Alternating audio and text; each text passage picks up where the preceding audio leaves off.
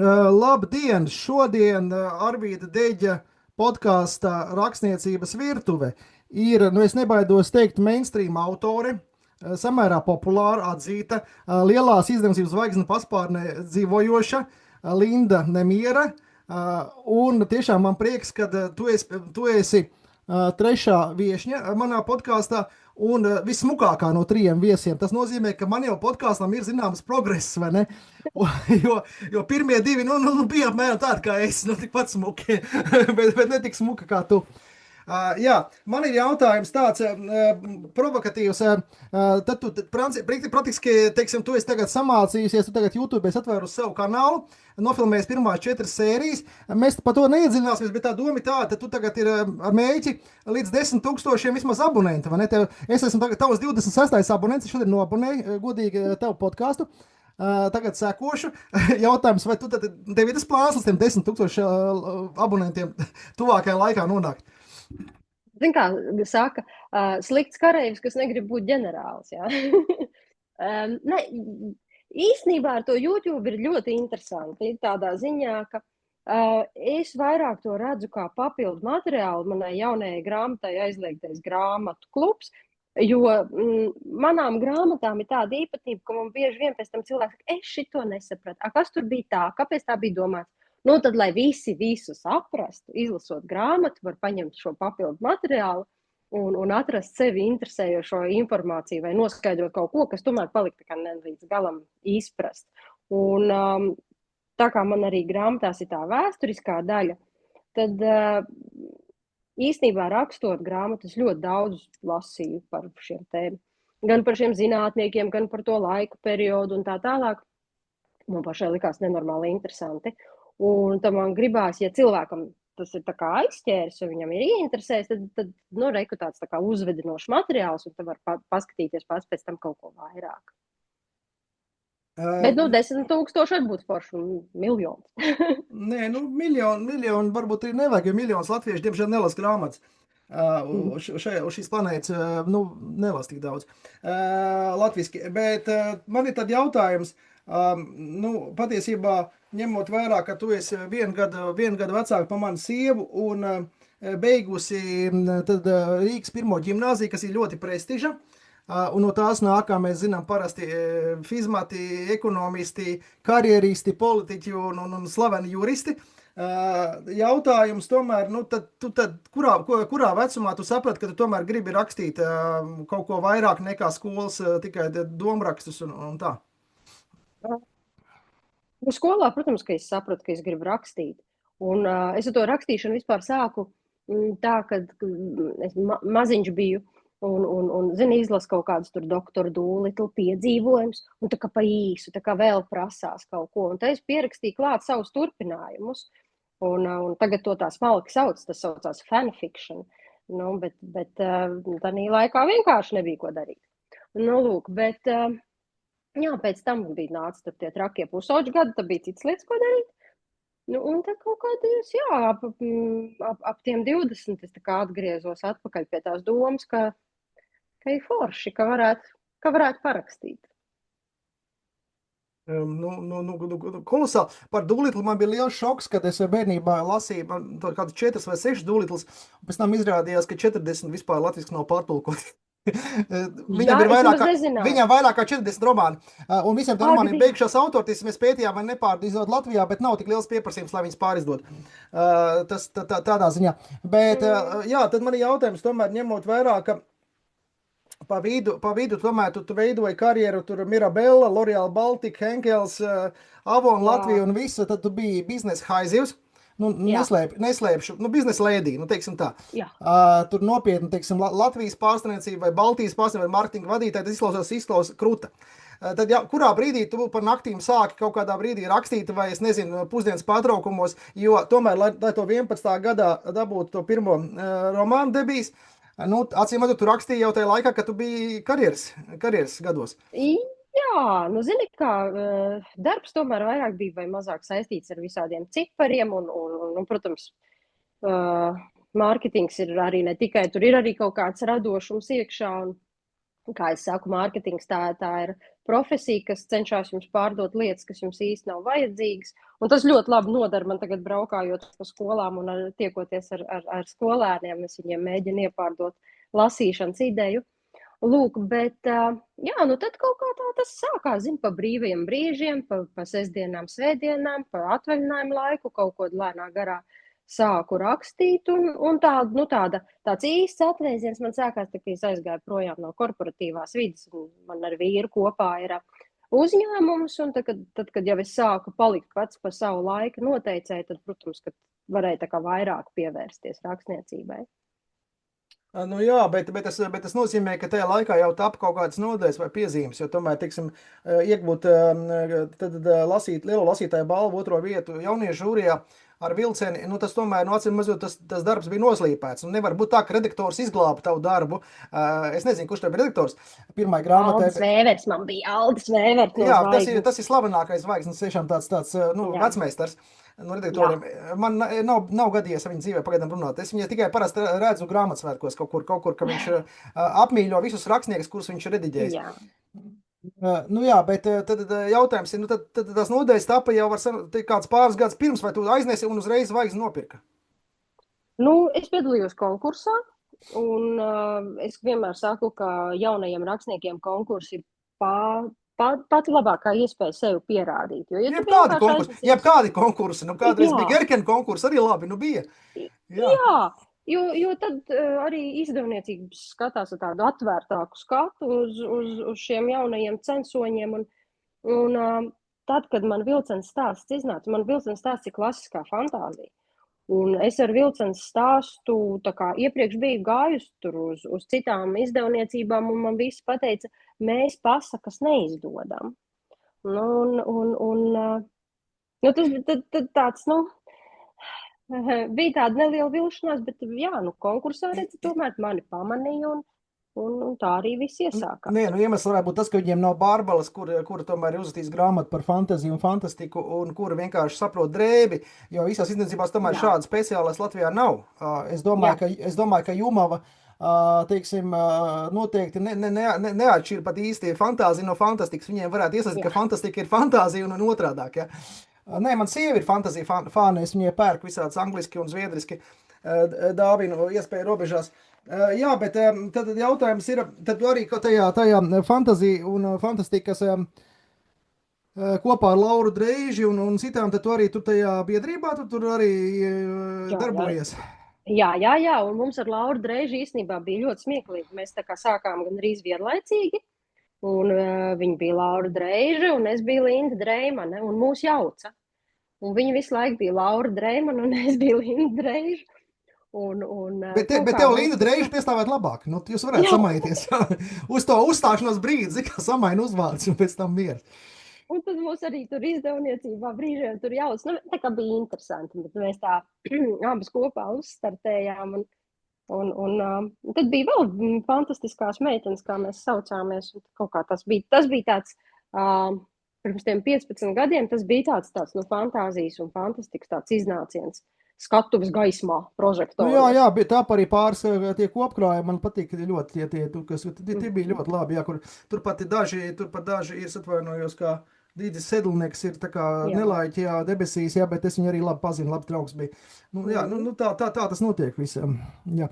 Nu, tagad arī iznāca jauns fantāzijas. Jā, es vēl neesmu dabūjis, kad būšu Latvijā, noteikti nopirkšu. Meklēšu ar atlaidēm zvaigznē, es parasti aizēju arī kādu groziņu piekrāmēju pilnu, bet īstenībā man ir milzīgs, ja godīgi teikt, gandarījums, ka es tomēr vienu tavu romānu izlasījis pilnībā, Rīgas raganas, un es viņu ilgarīt nelaidu no rokām ārā, tā kā glabāju, pēc tam es kaut kur vai nu pārdevu vai atdāvināju kādam, bet es teikšu tā, ka tas romāns man rehabilitēja latviešu literatūru, tādā nozīmē, ka, ņemot vērā, ka es esmu rakstījis par Kristapu Morbergu un par Rīgas arhitektūru un par to namu vēsturu un visu, un tur es tiešām redzēju, ka tu esi pētījusi, ka tās namu leģendas un ka tev viss tas ka pa tā ielām mēs ejam tur pa Ģetrūdas vai baznīcas vai citām, ka tiešām tas ir reāli, es tos namus zinu, Un tur ir tās monumentālās, vēl tas arī tā, ka tas Finks parādās, un viss tas arī tā milzīgā, neteiksim, kā kauja, bet nu, tas kā kulminācija tur pie Daugavas vai virs Daugavas vai kā. Es teiktu, ka nu, tas bija tik, nu, tāds maģiskais realisms, tāds mazliet tā kā Kortasārs vai kaut kas tāds, labākie Latvijas tie maģiskā realisma autori.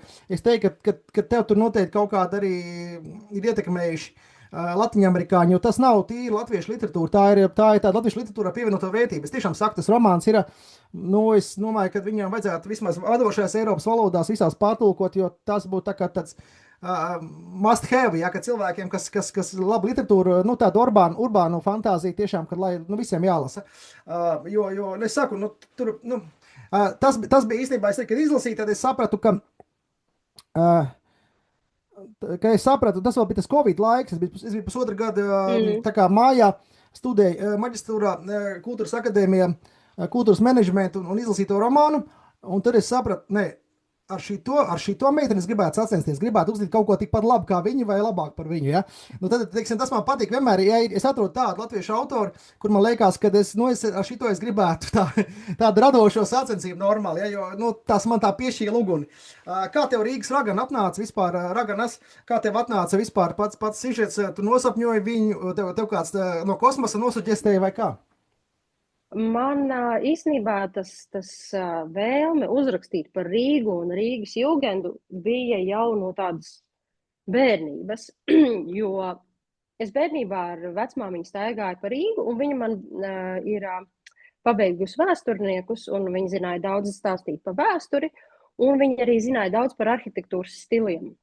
Un mēs staigājam, un viņa rāda man, tas ir jūgens, tas ir stāteniskais jūgens, tā tas tur atšķirās. Un viņa rāda uz vienu ēku, un viņa saka, tas ir nacionālais romantisms. Un man likās, tas tik skaisti kaut kā, un man kā bērnam tur nacionālais romantisms. Nu, tas ir bruņinieks baltā zirgā, kas glābi dāmu, un tas viss ir uz ēkas, un tas viss tā kā nolasāms kā stāsts. Tas ir telpiski, tas viss ir telpiski, jā, tas ir 3D, tas nav vienkārši, jā. Tas nav 3D, tas ir viss tāds ļoti reāls, akmenī iecirsts, ja, bet tai pašā laikā ar šo te, nu, tādu maģisko, tiešām maģisko reālismu klāt. Un man šī sajūta bija tā kā saglabājusies, un es viņu nesu līdzi to sajūtu, gaidot brīdi, kad es jutīšos kā rakstniece pietiekami nobriedusi un pietiekami spējīgi, lai to stāstu iznestu.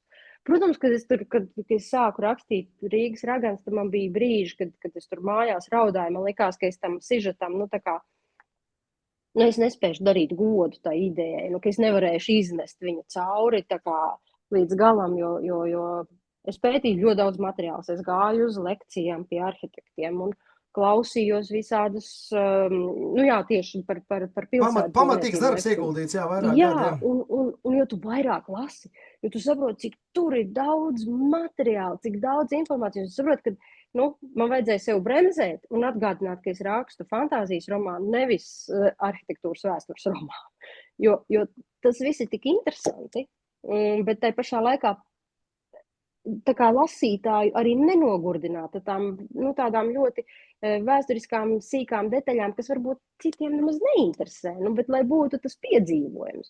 Tā kā ar Rīgas raganām tur bija tāds, man visu laiku vajadzēja no vienas puses sevi tā kā iegrožot, lai neliktu pa daudz tādu jau tehnisku informāciju, kas man pašai vienkārši liekas interesanti.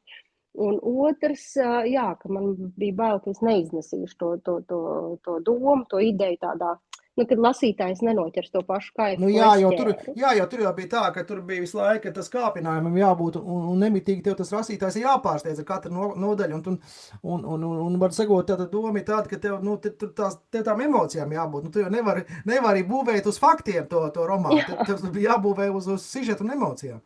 Jā, jo tas ir piedzīvojuma romāns. Principā, tur ir jābūt tam piedzīvojumam. Bet, tā vēsture un viss tas arhitektūras tā pati ideja, tas ir ļoti tik interesanti, ka to neiekļaut, to arī nevar. Tur bija baigi no balans jānot. Jā, jo man atklāt sakot, man bija ap kaut kādu 15. gadu ideja rakstīt par Asian Finku kāzām, nu, būtībā par viņu privāto dzīvi romānu, bet tad tu sākumā uzrakstīji šito, un pēc tam vēl Pāvils Raudons ar Visocki uzrakstīja vēl divus romānus par, par Finku un atņēma man darbu, ja sižeti. Nē, nu labi, sāks tos. Mani sižeti man ir 3 mūžiem. Teiksim, Dievs vēl uzrakstīt vismaz kaut vai 3. daļu, bet es nezinu, kas ir tad 23. gadā svēto laiks, jo godīgi teikšu, es to grāmatu neesmu turējis rokā, es pat anotācijas neesmu pētījis. Par ko tas ir arī tāds īpatnējs nosaukums, svēto laiks? Nu, tas ir mans pirmais tāds rokas iemēģināšana šausmu literatūrā.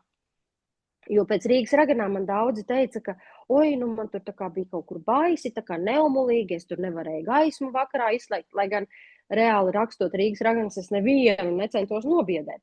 Un to man likās, nu, bija jāpamēģina, kā būtu, ja es rakstītu tiešām šausmu romānu. Lūk, un tad lēnā garā tapa svēto laiks, un tur man arī ir 2 laika līnijas. Viena ir mūsdienas, kur darbojās nekustamo īpašumu mākleri, kurai ir problēmas ar azartspēlēm, parādi, un viņa īstenībā ir diezgan nejauks cilvēks. Un viņu sāka vajāt parādu piedzinēju, un viņa slēpjās pamestā ciematā ārpus Rīgas. Un otra sižeta līnija ir par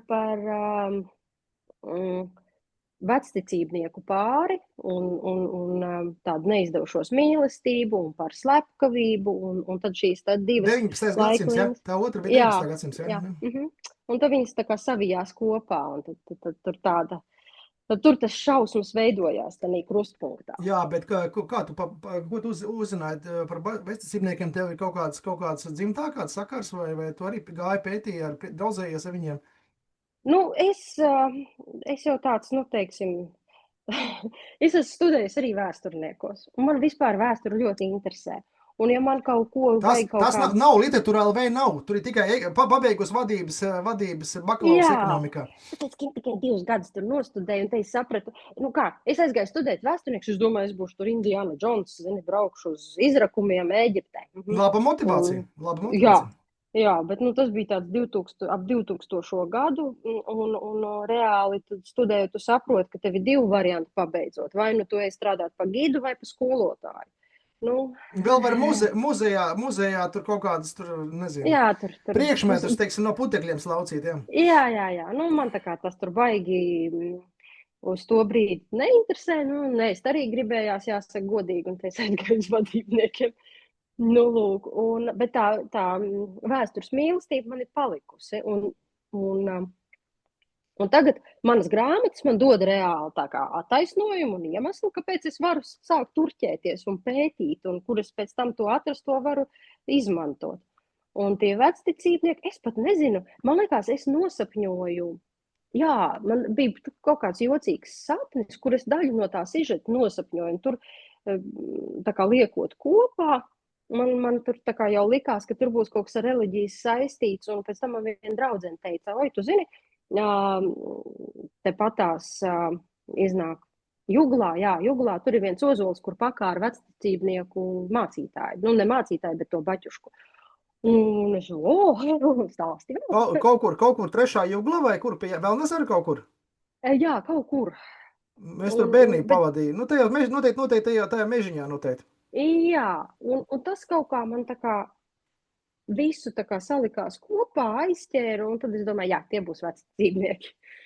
Un tad tos es tā kā sāku pētīt. Nu, un tad, protams, uzreiz pavarās pilnīgi citāds skats uz dzīvi un citādas izpratnes, un atkal kā tas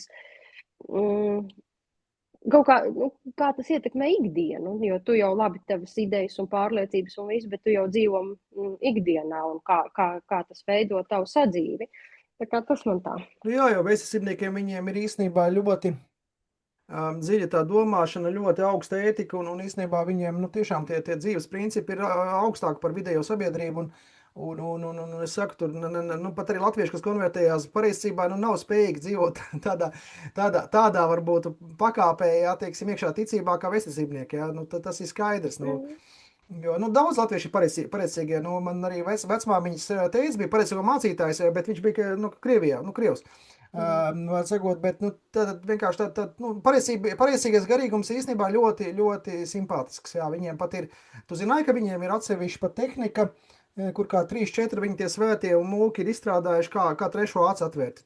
Pareizīgo tehnika tika uzskatīta par pasaulē labāko tehniku, kā atvērt trešo aci, ātrāk, efektīvāk nekā indiešu metodas.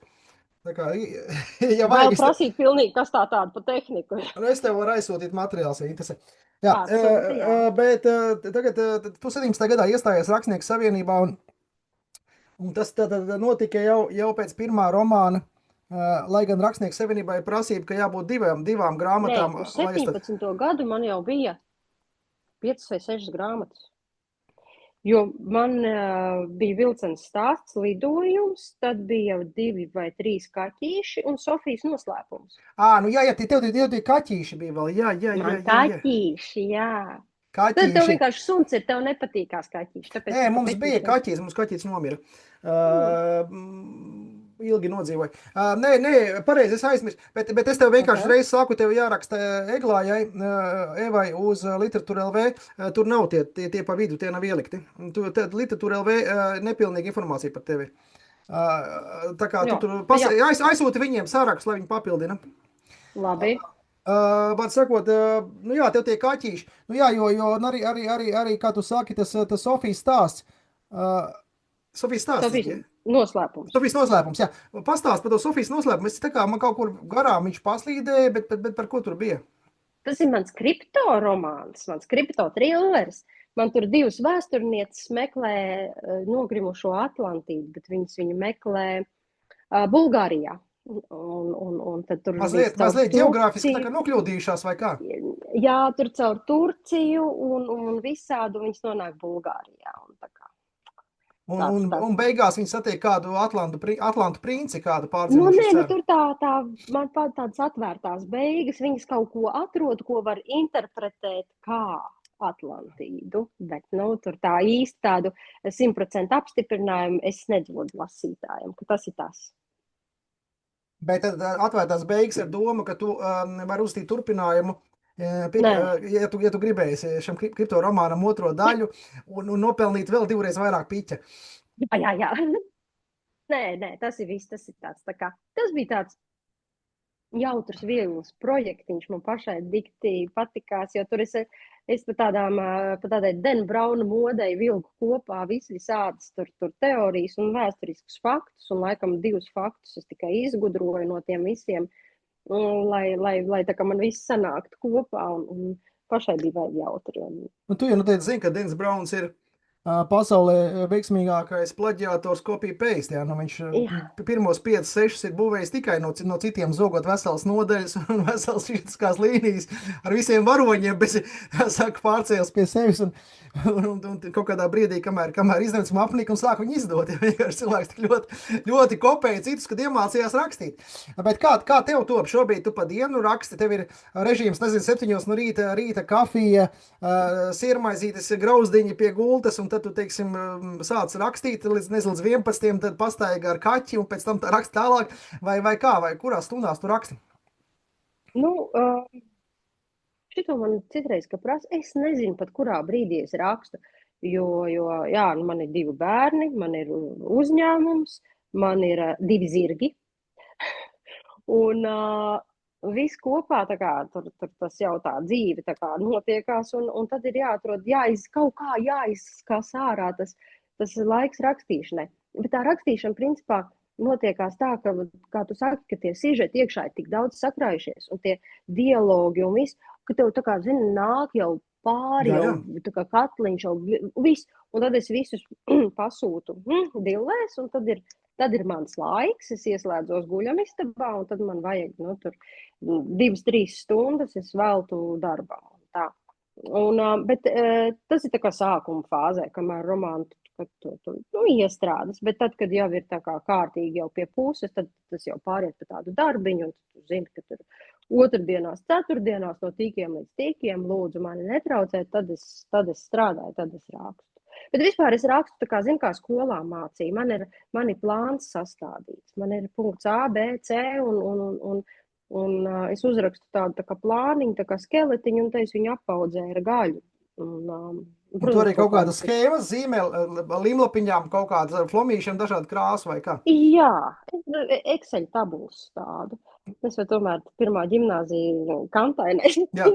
Tas, kas man Excel visvairāk, tabulas. Excels man vienkārši cita lieta, kas man varētu nogalināt Excels. Ne, Bet tagad, man Excel labākais draugs. jā, bet tagad ir mākslīgais intelekts, kas precīzi imitē Excel. Tu viņam pasaki, viņš tev uztaisīs Excel jebko. Tur pašam nav pat jāapgūst Excel vairs.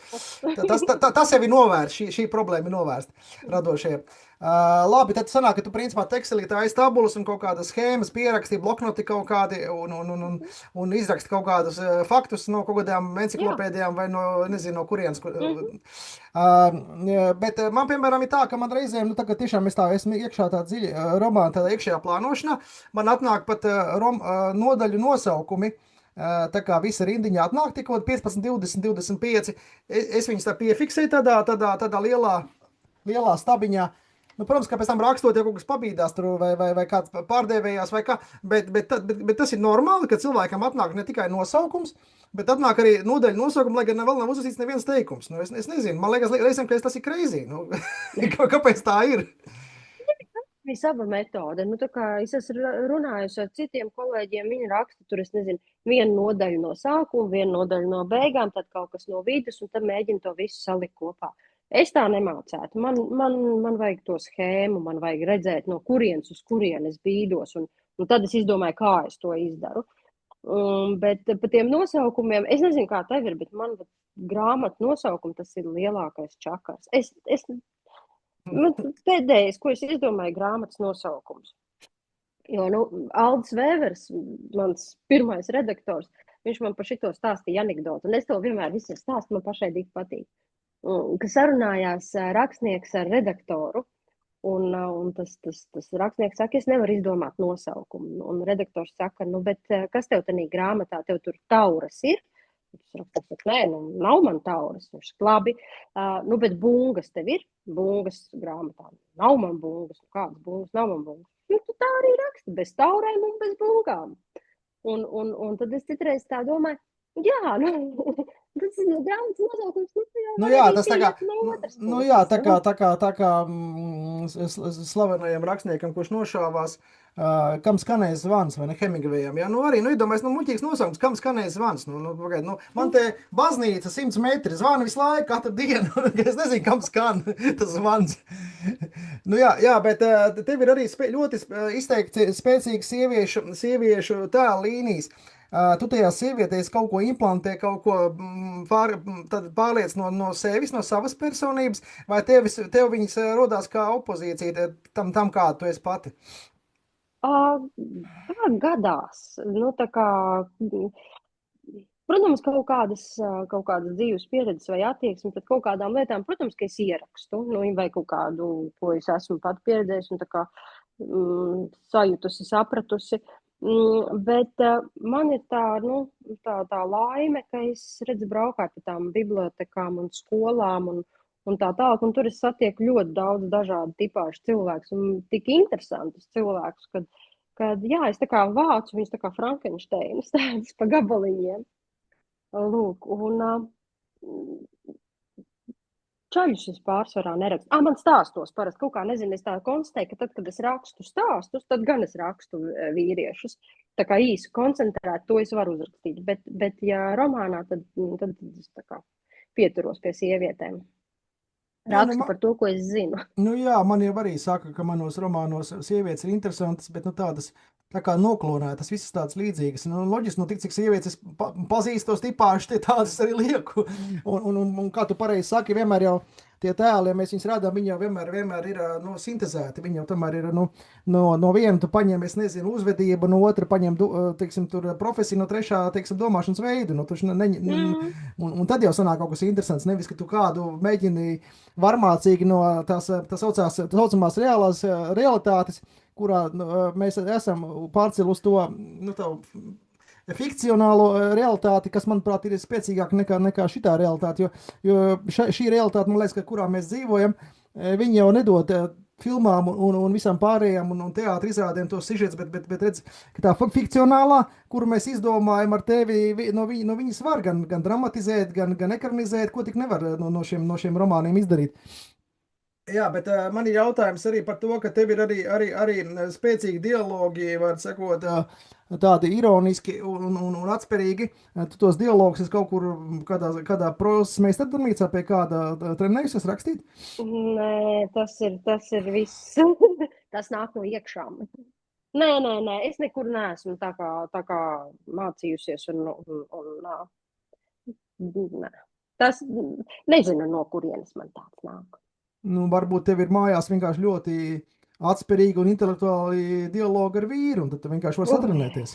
man bērni visu laiku runā, viņi neaizvarās nevienā brīdī. Tā kā jā, man tur ir daudz atspērīguma.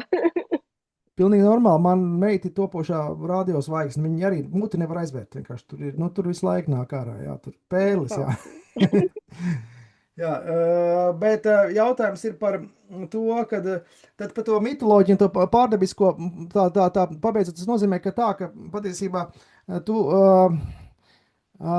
tu to sāki izmantot savos darbos, tāpēc, ka tas bija modē, cilvēki tā kā par to grib, tā kā ir ziņkāri kaut kāda, vai tāpēc, ka vienkārši tu tiešām tici, ka mūsu nu, tā redzamā pasaule ir ļoti savijusies ar to neredzamu, ar visādiem, tur, nezinu, neteiksim, laumām, fejām, bet visādiem veļiem, spokiem, tur, nezinu, lāstiem un raganām un tā tālāk. Kā ir tā patiesība? Nu, patiesība ir tāda, ka jā, es ticu tam okultajam, astrālajam, ezotēriskajam, un es ticu, ka ir nu, tādas tā kā paralēlās pasaules mūsu pasaulē, un mums kā rakstniekiem ir tāda liela privileģija, ka mēs varam staigāt starp šīm pasaulēm. Un mēs to darām savos darbos, nu, es ticu, ka ir tas neredzamais. Un, ne, labi, citiem tas varbūt ir redzamais un sajūtamais, jā, bet nu, tā kā ir tā blakus kaut kāda realitāte. Un senlatviešiem un vispārībā kādreiz cilvēki vairāk tam, nu, zini, neskatījās telefonā, paskatījās riņķī apkārt un vairāk visu redzējumu pamanīja. Un tā arī veidojās tie mīti, pasakas un leģendas un teikas. Un tagad vienkārši mēs esam tik aizņemti un skrienoši, ka mēs tam maz pievēršam uzmanību. Bet tas jau nekur nav pagājis. Nu, jā, es te uzrakstīju vienu rakstu Facebookā savā grupā par baltajām raganām. Tam man kādas 6 raganas uzrakstīja, mūsdienu raganas, kuras teica, paldies, ka tu mūs redzi. Paldies, ka tu mūs respektē. Mēs beidzot varam iznākt ārā no pagrīdes. Un tad es tā saprotu, laikam es esmu aizķēris kaut kādu stīgu. Latviešiem ir daudz aktīvas baltās raganas, nu, par kurām varbūt sabiedrība izliekās, ka, nu, teiksim, ka izliekās viņas neredzam. Bet tā nopaļojoties, mums kāds 3-4 minūtes vēl ir. Jautājums, tev ir kaut kāds īpašs arī, nu, teiksim, nezinu, rituāls vai tu īpaši ēdienkārt, ka tu raksti vai es nezinu, tu īpaši kafiju gatavo, īpaši savāri stipru tēju vai, nu nezinu, vai mērcē kādā kāju vannītei, kājas zem galda, nu, tev ir kaut kādi tādi rituāli, kas, nu, tas noslēpums, kur visiem vajadzētu uzzināt. Nu, zini, nē, nu, pārsvarā, jā, tēja ir vajadzīga, jo vienkārši, nu, tādīs pauzītēs, kad tu sēdi un domā, kā pabeigt teikumu, nu, tad lai nagi tur neniezātu kaut ko ātri jau drukāt, pirms doma ir noformējusies, nu, tad ir tā tējas krūze, pie kuras pieturēties. Tējas lietošana rakstīšanas procesā arī ļoti labi tā kā tevi disciplinē nepavadīt ilgāk pie datora tās 40 minūtes, jo tomēr ir tās citas pauzes jāuzsver. Jā, tehniskās pauzes. Tehniskās pauzes. Lūk, bet nē, es neesmu no tiem rakstniekiem, kas kaut kā ļoti to rakstīšanas procesu apkarina ar kaut kādiem rituāliem. Un tas vairāk ir tāds laika jautājums. Nu, tā kā atrast to laiku, izplēst savā ikdienā to mirkli, kad ir tas laiks rakstīt. Jā, es domāju, ka Inga Grensberga, lai iet ar savu laiku lasīt, un tu vienkārši ej savu laiku rakstīt. Jā. Un tu vienkārši ej pa Latviju, uztais jaunu kustību, jaunu klubiņu, noteikti paprasti kultūra kapitālu milzīgi piķi. Un tad visi būs apmierināti, jo tad arī būs gan laiks lasīt visiem, gan laiks rakstīt. Varēs tikai pievienoties vai nu tavam vai Grensbergas klubiņam. Jā, vispār ļoti laba ideja tev ir. Jā, bet nē, man atklāt sakot, ir savi rituāli. Man, piemēram, es dzeru jogi tējas, es sapratu, ka tā ir vislabākā, kas man tā kā ir nepieciešama, tad man ir nepieciešams uz kaut kāda instrumentāla vai kaut kāda garīga, spirituāla vai kaut kāda transcendentāla mūzika uz austiņām, Mhm. bet absolūti nesaistīta ar to, ko es rakstu. Un tad vēlams ir 2-3 dienas neiet dušā, jo tad brīdī, kad man nāk iedvesma, ja es ieeju dušā, es to iedvesmu varu nomazgāt nost. Man tiešām reizēm man pārtraucās vienkārši. Un reiz, teiksim, ja man tā intensīva un man tās 3-4 nodaļas jāuzraksta, es arī 3 dienas neeju dušā, un tad mēs dabūjam brāzienu no sievas, un tad man jāguļ uz grīdas. Un, nu, tas viss normāli, tas, kā saka, normāla proza, Došais process. jā, nu, bet es tā, protams, tas tā, nu, es tā, bet īstenībā traki, jā, jo vienkārši, nu, tā doma ir tāda, ka nu, katram rakstniekam kaut kas ir. Latviešu rakstnieki ir bijuši, kuriem ir āboli, ir bijuši atvilkni vajadzīgi, lai viņi mazliet tā kā pūs, un tad viņš paver, pauosta. Latviešu rakstnieki ir dažādi, interesanti, ka palasa viņu biogrāfijas. Bet vai tev ir kāds arī ideja, laba ideja vai labs jautājums atnācis, tiekoties ar lasītājiem skolās, bibliotekās, kas tev iedod atkal kaut kādu aizmetni, tad var sakot kaut kādu iekārienu radīt kādu jaunu darbu. Tev ir bijis tā, ka lasītāji tev iesūta burtiski nu, kaut kādu gatavu ideju. Zini, kā tāds gatavs idejas, ne, bet braucot uz tiem lauku reģioniem un kaut kur, zini, gadās uzskriet virsū visādiem tur upurakmeņiem un kaut kādām tur vilkaču priedēm un kaut ko, un tad runā ar vietējiem, viņi zina stāstīt, jā, ka tiešām tur kaut kas ir tāds atgadījies, un mums te vēl tāds pilskalns ir, un tad mums tur tāds ezeriņš ir, un tad šie stāsti man tā kā vairāk aizķerās un pavelk, un tad tos es tā kā krāju. Un, protams, ne jau kopiju paste ieliec patiešo savā darbā, bet, nu, tad kaut kādas idejas aizmetnes un tas iedod.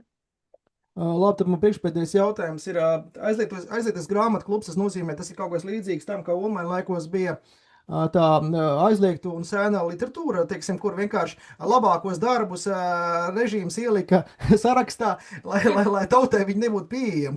Kas ir tas aizliegtais grāmatu klubs? Tie tādi darbi, kas ir tā kā degbumbas, kurus vispār labāk sabiedrībai nezināt?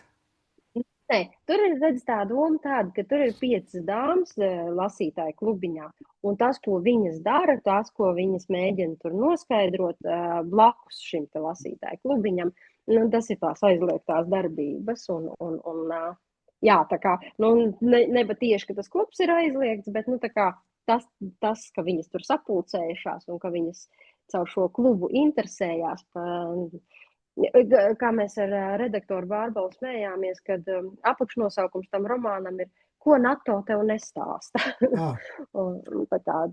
mums tāda militārā tēma. Labi, tad man ir tāds jautājums, ko tu varētu novēlēt vai ieteikt, ar kuru grāmatu sākt tie, kas vēl varbūt nav īpaši pazīstami ar tavu literatūru, bet noskatīsies šo mūsu sarunu. Un kāpēc Lindai Nemierai nav miera? Vai tev nav miera no tā, ka vienkārši tev liekas, ka tu vēl pirmās 100 grāmatas neesi uzrakstījusi, un tāpēc tev nav miera? Tieši tā. Nu, jāsāk ir, protams, ar jaunāko, ar aizliegto grāmatu klubu. Tas ir tā kā šobrīd aktuālākais un karstākais pīrādziņš. Un tad, jā, no Rīgas ragans, protams, tas tā kā nākamais jau, ko es tā rosinātu. Un, ja patīkās, nu, tad pēc tam var sekot ar svēto laiku, jo svētais laiks ir tāds drusciņi drūmāks un drusciņi vairāk ar tādu baisāku noskaņu. Tā kā tas būtu mans šī brīža tops aizliegtais grāmatu klubs, Rīgas ragans un svēto laiks. Labi, tad paldies par atbildēm uz maniem jautājumiem, bet tā kā tu esi tāda asprātīga, un tu jau vienu anekdoti jau pateici, es arī vienu pašcerētu anekdoti par tevi.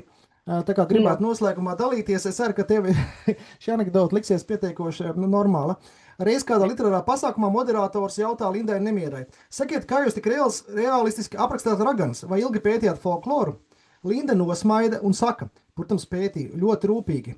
Arhīvos, bibliotēkās? Nē, Facebook komentāros. Tur materiāli pietiek veselai triloģijai. Zālē klusums. Linda piebilst. Un atšķirībā no maniem romāniem, tur pat nav jāizdomā sižets. Viņš pats atnāk. Jā. Nē, nu tā ir, ka ja izmēri video... izmēri video temperatūru, sabiedrības temperatūru Facebookā, tur var visu ko dabūt ārā, jā. Tur... Un mistiskos šitos sižeta līnijas var ļoti labi dabūt ziņu portālu virsrakstos. Es, kad skolās braucu, es rādu vienmēr, tur man ir izkopēti, nu, ko tajos ziņu portālos tur raksta brīžiem, nu, tur, mums rakstniekiem pat nevajag neko baigi daudz sacerēt. Tur jau viss gatavs. Jā, es tagad slēgšu nost ierakstu, atvadīšos oficiāli. Paldies, Linda, kad tiešām tu biji, manuprāt, pietiekami atklāta. Pietiekami. Sievietē vajag paturēt savus sievišķos noslēpumus. Un tad Linda Nemiera šodien bija podkāstā. Rakstniecības virtuve un patīkam skatīšos. Ja patīk mūsu podkāsts, tad arī turpiniet un abonējiet no jauna.